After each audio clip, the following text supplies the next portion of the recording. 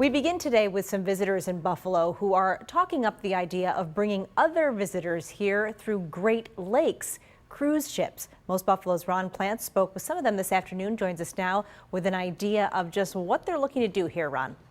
Kate, the Erie Canal Harbor Development Corporation, with a strong backing of Governor Kathy Hochul, currently setting up a feasibility study to focus on this potential plan, as you mentioned, to bring various cruise ships on the Great Lakes to Buffalo, with the idea that it could help with the local tourism economy, just like some say has happened elsewhere in the Great Lake region, like Green Bay, Detroit, and Canadian ports. These ships, smaller than the great ships on the ocean, could carry 250, 300 passengers or more. The industry says typically they're over 55, affluent and well-traveled passengers, and open to the idea of exploring the Great Lakes region, usually between the months of May and October. 11 of these ships expected to be cruising with passengers this coming summer, with a projection there could be a $230 million economic impact for surrounding port communities where they stop. And state economic development and tourism officials tout claims that these are not just one visit people passing through on a cruise.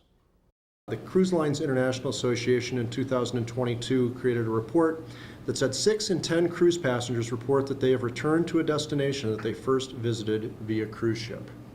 So that's higher than the typical passenger or the typical tourist, and represents a great opportunity to show them some of the highlights and then get them back on a return trip when they can spend more time and invest more deeply in the community.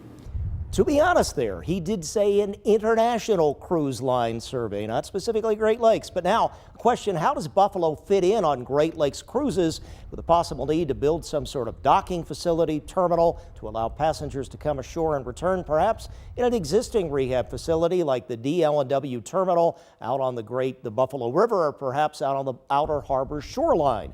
Also room perhaps needed for Customs and Border Protection clearance of passengers who may have visited the Canadian side of the lakes. So the New York State feasibility study and these discussions on lessons learned and results in those other Great Lakes cities. Hopefully, local and state officials here can learn a lot about how something like a cruise ship port of call or even embarkation or destination point might work, but still a lot of questions and cost involved. More on that coming up at 5:30. I'm Ron Plants, Channel 2 News. Kate? We'll see you then, Ron. Thank you.